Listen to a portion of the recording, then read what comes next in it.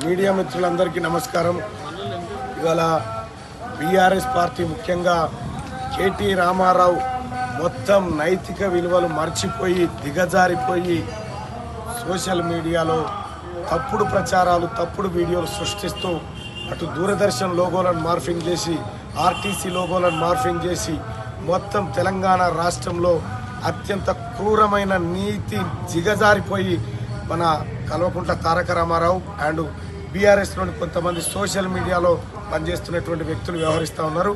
ఇవాళ పట్టభద్రుల ఎమ్మెల్సీ ఎన్నికల్లో ఓడిపోతామనేటువంటి భయంతో ఇలా తీన్మార్ మల్లన్నకు సంబంధించి కొన్ని మార్ఫింగ్ వీడియోలు చేసి తీన్మార్ మల్లన్న ఏదో తప్పు చేసినట్టుగా బ్రేకింగ్ న్యూస్లు వేసినట్టుగా దూరదర్శన్ లోగోలతో పాటు ఎక్కడో హిందీ ఛానళ్ళ లోగోలు క్రియేట్ చేసి సర్క్యులేట్ చేసినారు. ఆ వాట్సాప్ గ్రూప్లలో స్ప్రెడ్ చేసినటువంటి వాళ్ళపైన అలాగే కేటీ రామారావు ముఖ్యంగా మాజీ మంత్రి జగదీశ్వర్ రెడ్డి పిఏ పైన ఇప్పుడే పోలీస్ స్టేషన్లో కంప్లైంట్ చేయడం జరిగింది. ఎఫ్ఐఆర్ కూడా నమోదు చేస్తూ ఉన్నారు.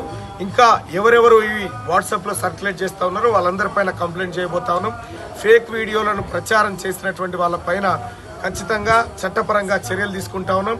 ఇంకా అలాగే కాదు, నిన్న మొన్నటి వరకంటే నేను ఎలక్షన్ బిజీలో ఉన్నా, ఇక ఇప్పటి నుంచి ఎవరెవరు ఎలాంటి ఫేక్ వీడియోలు తయారు చేశారో వాటన్నిటిని వెలికి తీసి వాటి ద్వారా పోలీస్ కంప్లైంట్ చేయబోతా ఉన్నాం. ఇవాళ కేటీ రామారావు అండ్ మాజీ మంత్రి జగదీశ్వర్ రెడ్డి పిఏ పైన ఎఫ్ఐఆర్ నమోదు చేయమని చెప్పి కంప్లైంట్ ఇవ్వడం జరిగింది. అలాగే డీజీపీ గారు కూడా కంప్లైంట్ పంపించడం జరుగుతుంది. అలాగే సోదరులారా, ఈ తెలంగాణ రాష్ట్రంలో పట్టభద్రుల ఉప ఎన్నికను ఎదుర్కోలేక బీఆర్ఎస్ పార్టీ నీచానికి దిగజారి తప్పుడు వీడియోలను క్రియేట్ చేసి ఏదో ఫామ్ హౌస్లలో ఉన్నట్టుగా ఎక్కడో ఏదో చేసినట్టుగా ఈ తప్పుడు ఫేక్ వీడియోలు క్రియేట్ చేస్తూ ఉంది. ఈ దుష్ప్రచారాలను ప్రజలేం నమ్మే పరిస్థితిలో లేరు. అయినప్పటికీ కూడా ఈ తప్పుడు ప్రచారాలపైన కఠిన చర్యలు తీసుకోవాలని చెప్పి ఇవాళ మేడిపల్లి పోలీస్ స్టేషన్లో ఫిర్యాదు చేయడం జరిగింది. కాసేపట్లో ఎఫ్ఐఆర్ కూడా నమోదు కాబోతా ఉంది.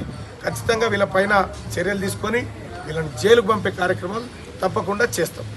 జై మల్లన్న, జై మల్లన్న, జై మల్లన్న, జై మల్లన్న.